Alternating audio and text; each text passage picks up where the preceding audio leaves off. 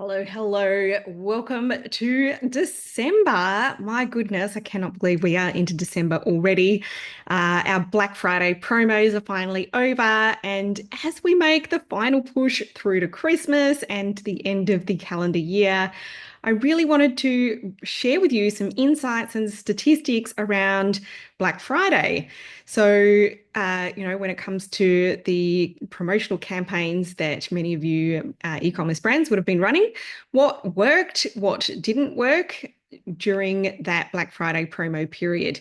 So I'm actually going to share some of the data that has already been released from major Australian retailers as well as key e-commerce platforms. And then I'm also going to be sharing a little bit of the inside scoop on the marketing performance across our businesses and our clients' businesses. Plus, a few trends around consumer behavior, so new versus returning customer revenue. And really, outside all of this, what does this all mean for e-commerce brands as we head into 2025? So I suggest you might want to grab yourself a pen and paper, maybe a cup of tea as well, or coffee, and let's dive into what has just happened and go through it all together. This is not going to be a really, really long episode, but this will be, again, just some really practical stuff that you can take and run with right now. So, the first thing that I thought was incredibly interesting, and this just came out this morning. Retail transaction data. This is in Australia, so I'm not sure if this is the same in the US or the UK or elsewhere. But retail transaction data shows that more than two-thirds of sales over the Black Friday to Cyber Monday 4-day period were actually made in stores, in brick and mortar stores, rather than online. And so that was really, really fascinating, I thought. I think here in Australia, the online e-commerce has adopted the whole Black Friday promo as a kind of annual e-commerce promotional event far earlier than brick and mortar stores. But this year, the brick and mortar stores really came out swinging and they really went with it. Overall, spending was up 4% year on year. This is in Australia, despite overall number of transactions dropping 4%. So that is suggesting that Aussie consumers are choosing to make fewer purchases while actually spending more per data. Now, not all of our clients have in-store they don't have brick and mortar stores. A lot of them do wholesale as well as sell online. We have spoken with some of our clients who definitely saw in-store purchases or in-person purchases increasing over that period versus online. So that was interesting. I'd be curious to hear from some of you listeners as well, whether you saw that particular trend hit you or impact you. Next, from Klaviyo. So, returning customers this year shopped a lot earlier in the month. So, I think a lot of you guys, and certainly we did as well, we really preempted the fact that Black Friday was happening a lot later this year than most years and started to begin the discounting campaigns earlier in the month. Now, I would say, it seemed a little bit like Black Month rather than Black Friday. Personally, and with a number of our clients, not all of them, we went out with a VIP subscriber offer earlier, but didn't make the promotion public until much closer to actual Black Friday. And other people did things like Click Frenzy or just smaller promotions in the preceding couple of months. But certainly there has been this trend of returning customers shopping earlier and not as much throughout the actual Black Friday campaign. So online sales to new customers really did dominate during the actual Black Friday, Cyber Monday period. And so what this has meant for a lot of brands is that the ones who did well had their new customer acquisition marketing already in place, whereas the ones who were really trying to um, start that marketing and that advertising when they were going to market with their Black Friday campaigns really struggled because they didn't really know what was going to convert in the same way, right? And I guess the algorithms don't either.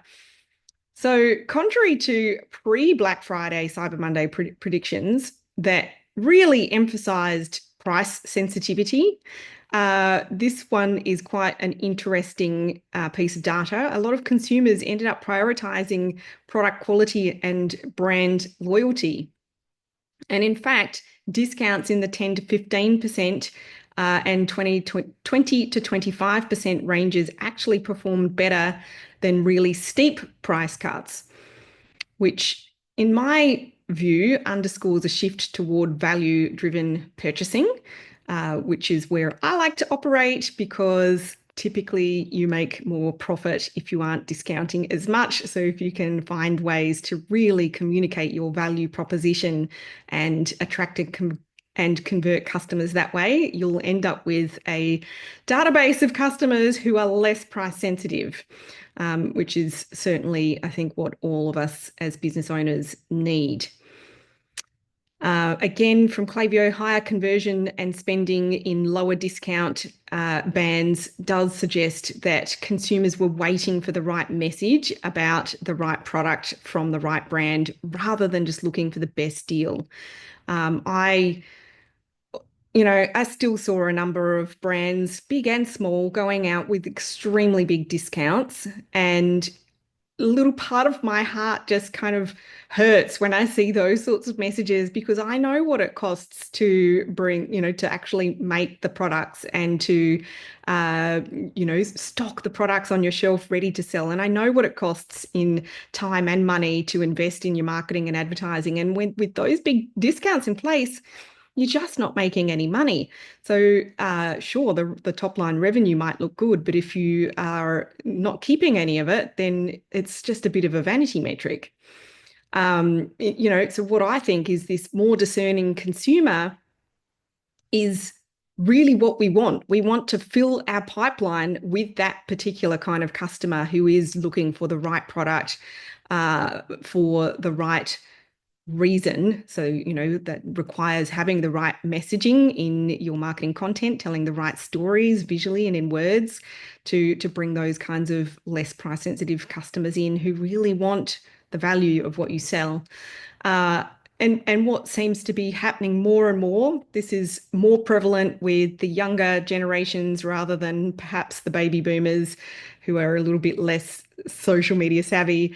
But more and more consumers are using things like verified customer reviews, user-generated content, which, like customers or content creators who represent your customer, they look and sound like your customer base, and influencers and things like that on social media, even other articles on other media platforms as well, such as through, traditional PR, for example. There's a different kind of credibility bestowed in that message when somebody else is talking up your products versus you as the brand talking about your own stuff, right? Obviously, we still have to advertise and have our own brand messaging going out as well, because that's what helps to really cultivate the kind of brand personality and brand positioning that you want to cultivate for yourself in the marketplace. But, really having that process in place to elicit those customer reviews and to have that pipeline in place for the user-generated content, so that you can facilitate that kind of brand discovery that these discerning consumers are really looking to have on social media. And so for the brands who make use of that, they're actually winning those kind of less price sensitive customers over. So what's happening is this kind of customer is discovering brands like that through that kind of content on social media. So that's the point of brand discovery.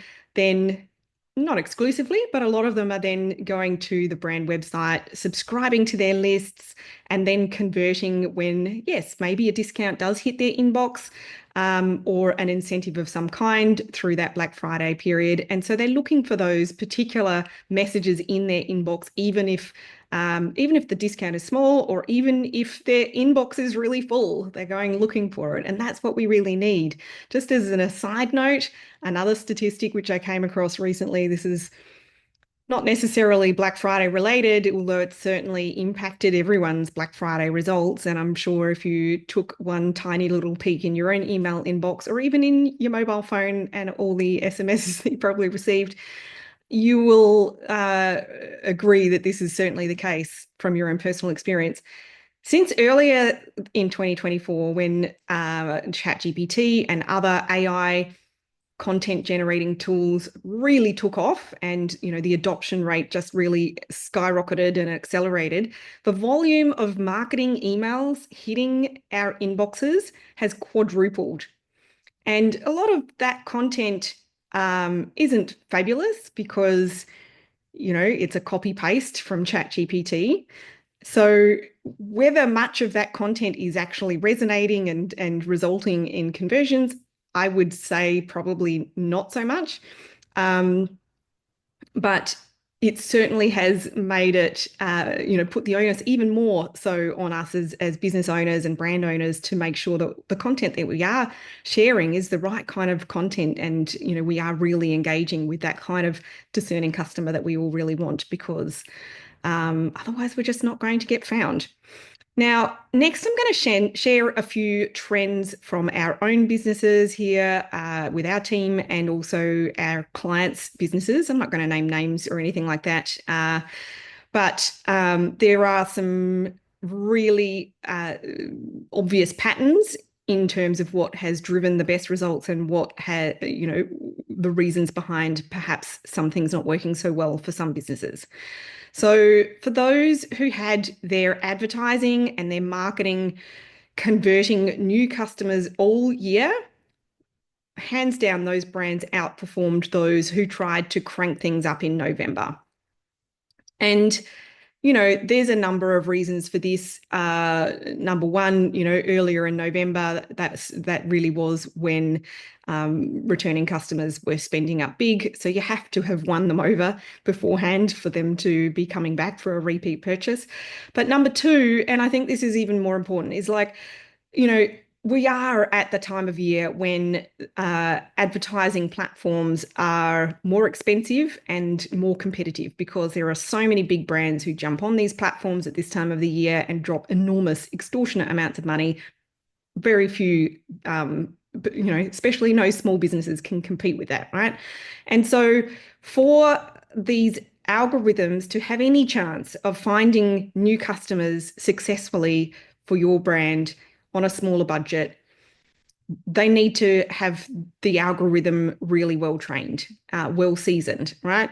And so if you haven't been investing in customer acquisition, not only will you not have a customer base to come back and give you the reward of a repeat purchase, but secondly, you won't have collected any of that data inside your ad accounts for them to have the learnings of who are your customers so that they can go out and find them at a good price, good amount of ad spend, profitable amount of ad spend. So that was probably one of the biggest trends that we saw. Secondly, clear and simple offers outperformed any other kind of offer. So, there are temptations, I think, for some businesses to want to get a little bit clever with their offers and to also potentially accidentally complicate things by having a few different offers that require different coupon codes and things like that. And at the end of the day, we have to bear in mind that at any point in time, none of us really want to expend too many brain calories figuring something out when we're, shopping on an online store, right?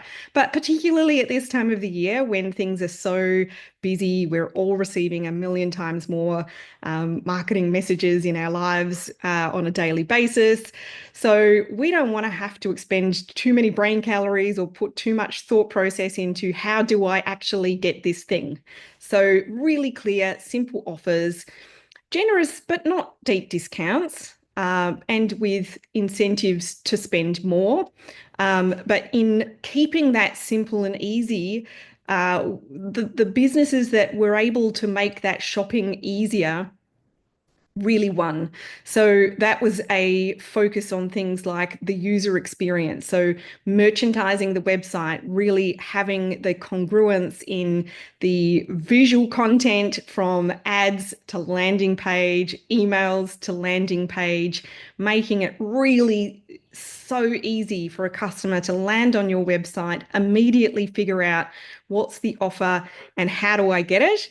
And then also getting the technology in place for a frictionless shopping experience. Now, I actually couldn't find any up-to-date stats yet from the Black Friday promo period around the percentage of mobile shopping versus desktop shopping. I would say, given the trends over the last couple of years, it would have been a very large percentage. And so, being able to make sure that people can very easily check out on their phone is so critical. So, not requiring people to have to enter a coupon code, for example. If you are having tiered incentives, for example, spend over X amount to get free shipping, spend over another threshold to get an additional incentive. We did a free gift with purchase over $250, for example.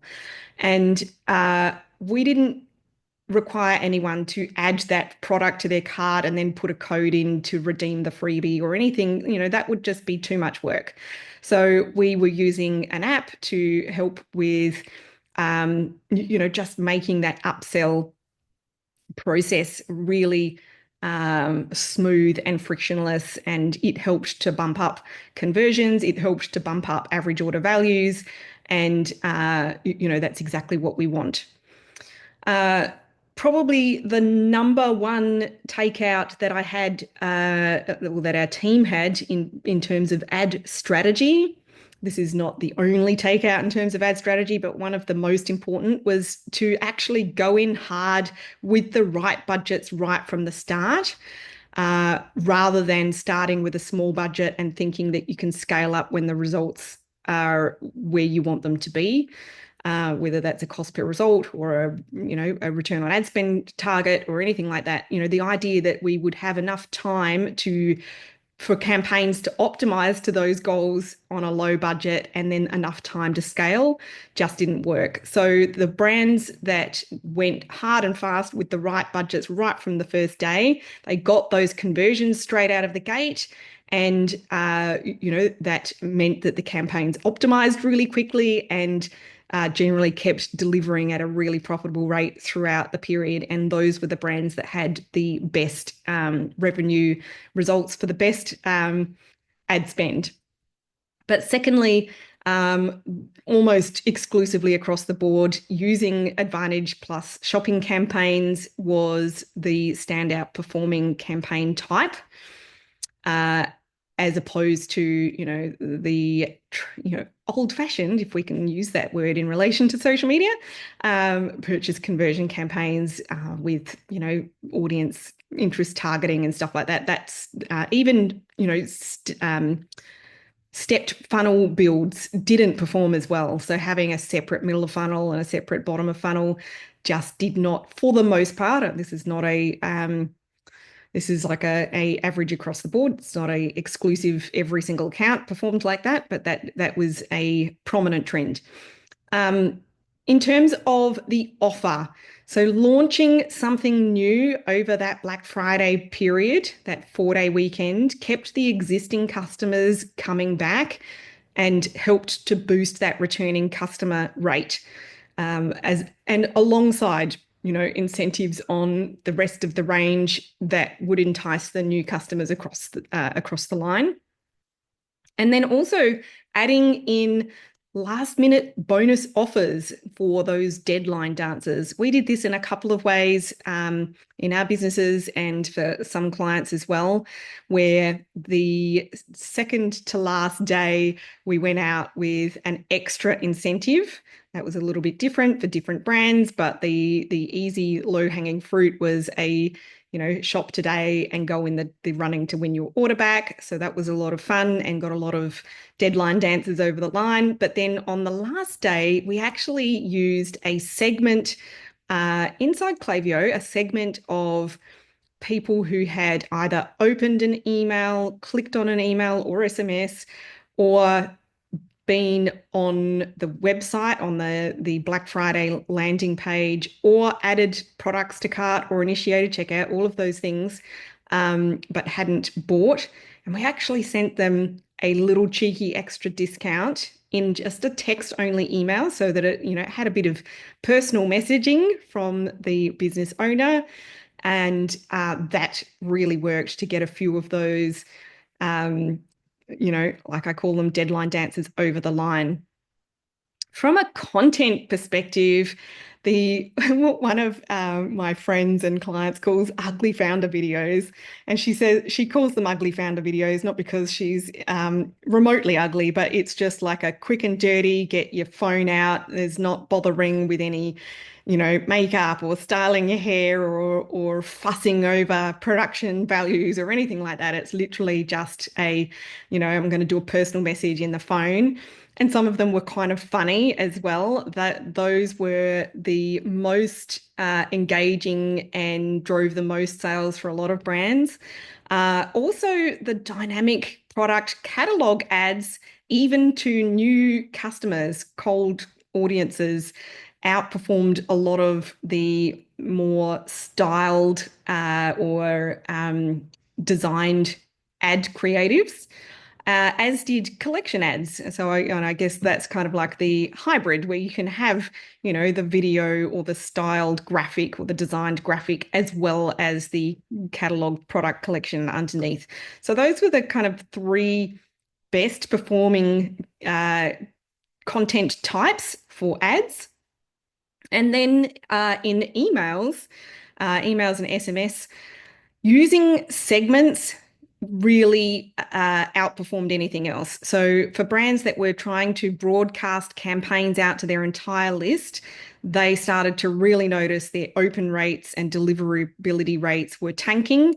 And versus actually having smaller segments to send to and then personalizing that content a little bit more to each of those segments was the better performing approach to email marketing. And at the end of the day, there's a couple of reasons for that. Number one, like I mentioned earlier, the massive increase in the volume of marketing emails hitting everyone's inboxes just, for the last 6 months since really the upshot of ChatGPT. But secondly, this year, DMARC is something new that we haven't had to contend with in past Black Friday promotional periods. And, that does have an impact on the broadcast type email campaigns. So being able to really just get a little bit more clever. It does require a little bit more work for sure, because you have to think through the strategy of segmentation and the content strategy for each of those segments and how you can kind of incorporate personalization into your marketing emails. But when doing that, it did prove to generate much better results from emails. Now, what didn't work so well? I don't have a huge list here because I am talking in generalizations here. But one thing that definitely didn't work, this is not necessarily a new thing, but using Black Friday in email subject lines was a pretty surefire way to land your emails in the spam folder. Also, the flip side of what I just said about segmentation, sending to the entire list. So, definitely the accounts where I was jumping in to help troubleshoot some of our coaching clients, for example, that was one of the major culprits. So we were showing them and, helping them to create more of those segments and get a little bit more focused and specific about how they're using their list. Also, from an advertising perspective, the brands that were just sticking to ad graphics that really just looked the same as their business as usual kind of campaigns. And same deal on the website, the brands that really didn't put any effort into merchandising their website, didn't, add a landing page for Black Friday, didn't change out the banner on the homepage, didn't add it to the menu or anything along those lines, it just that lack of effort there, really, you've got to think about it in terms of a consumer, an individual like you and me, when we are being bombarded with a lot more content and messaging, every minute of every day at the moment. Our attention span and our ability to take information in is vastly reduced, right? And if our brain sees something just at a quick glance and it looks like something we've seen before, our brain is going to say, "Oh, I've seen that before and that's not what I want." And so, even if it was actually for Black Friday, if it didn't look any different, it was impacting results. Flip side of what I mentioned earlier about needing to have a really clear offer, but having a weak or unclear offer or making customers have to jump through too many hoops to buy certainly hurt conversions as well. And, I think this is definitely a lesson for some of the smaller businesses out there. I know that a lot of the time it can be hard to decide to spend a bit more money on something like an app that might enable you to do automatic discounts and automatic gifts with purchase and things like that. But it's a cutting the nose off to spite the face scenario. It would be a small extra spend on an app for a much bigger improvement in conversions and revenue. So sometimes you've got to think about those trade-offs and that opportunity cost.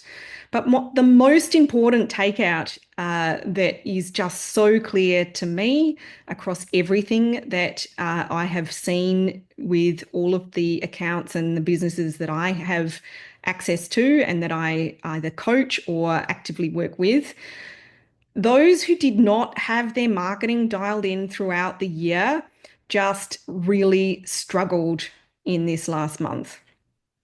And I know what this is like. I have been a small business owner for a long time. I've worked with business owners over the last decade, and it is very hard to be investing money and time and effort in that kind of marketing that attracts and converts new customers early in the calendar year when sales are typically lower, because we feel like it's not working, right? So it's really hard to make those investments. And so a lot of small businesses don't. And then they get to the second half of the year and it's the crunch time starts to inch closer. And then they're starting to get that sort of marketing in place. But if you leave it too late, it just doesn't fly. And so I definitely have seen a few businesses in that boat. Thankfully, most of our clients have just had their record month, and the ones that did, none of them have done anything outrageously different to what you see a lot of brands doing or what you might have done themselves. But what all of the most successful brands had in common was two things. Their marketing had already been dialed in over the preceding 6 months. So they already knew exactly how to attract and convert customers because they had been consistently doing that for months. Secondly, they had a really great plan in place for this peak promotional period with ambitious but realistic goals and the confidence that they knew exactly what steps it would take to achieve them. And so for me, what all of this highlights is the importance of planning as an exercise and really getting clear, because how you feel about the success of your business is directly relative to what your goal for the month was versus the outcome results that you achieved. I mean, constantly having goals but not achieving them, it makes you feel like a bit of a miserable failure, right? So not having the right plan in place can really alter the sentiment of your entire business as well as your own state of mind. And, maintaining that confident mindset as a business owner and as a leader is just incredibly important. And I've seen this in some cases where I'm watching brands who just feel like they're down, that they're not progressing. But I look at it and I'm like, I just think this is a bad exercise in planning. Like, I don't think the model you were working with was right. And so I think the stats and trends I've just gone through illustrates to me um, and really drives home the message more than ever before that your planning, and that's both financial and operational, as well as your marketing planning, is critical because this is how you make so many really important decisions in an e-commerce business. And as well as like as the leader, your own sentiment of your business and your brand, or how successful you feel or otherwise, um, really comes into this as well. Being able to build a plan that enables you to produce wins and achieve your goals more months than otherwise is just so critical to the momentum of your business growth. And it's so important to your own confidence as well. I mean, if you think about it, if you're constantly feeling like you aren't progressing, it's extremely difficult to maintain the kind of positive mindset and the confidence that you need to keep motivated and to keep working on growing your business. Whereas if you do achieve your monthly goals because you had the right plan in place, then you automatically do feel like you're progressing. And, that feeling of all of the little wins that stack on top of each other is what helps to keep that growth momentum high, and you keep winning more as a result. And so I think to me, coming out of all of this, I just continue to believe so much in how important it is to create a really cohesive growth plan, one that connects your marketing calendar and plan with a financial plan, one that is ambitious and achievable and profitable. And that means you could really go out and succeed next year and build some really positive momentum for your brand. And this is exactly what we teach our clients how to do. So if you want to find out a little bit more about that, or find out about how you can get that kind of a plan in your business, then the first step is really just to have a conversation with us, and you can book in one of those strategy sessions, brand growth strategy sessions with us by heading to our website. You can find that at productpreneurmarketing.com and head to the Let's Talk link in the menu. I'll include that in the show notes for this episode as well. But, how good would it feel to close out this year and head into the Christmas and summer holidays feeling confident that you know exactly what you're going to do next year and exactly how you're going to achieve your goals, rather than, just going into that period of time with your family feeling exhausted and burnt out and unsure about what you're going to do. So there you have it, the stats and the insights and the inside scoop of what has just been going on in Black Friday, Cyber Monday, or Black Month, as it might have been for you, and what it means for you as an e-commerce brand owner heading into 2025. Hope you've enjoyed that episode. If you have any of your own results or insights that you would like to share with me, I would love to hear from you. You can either send us a DM over on socials at Kath Langman, or hit reply to the email if you are on our email list. And I look forward to hearing from some of you guys. All right, I will be back with you again on the show next week. Bye for now.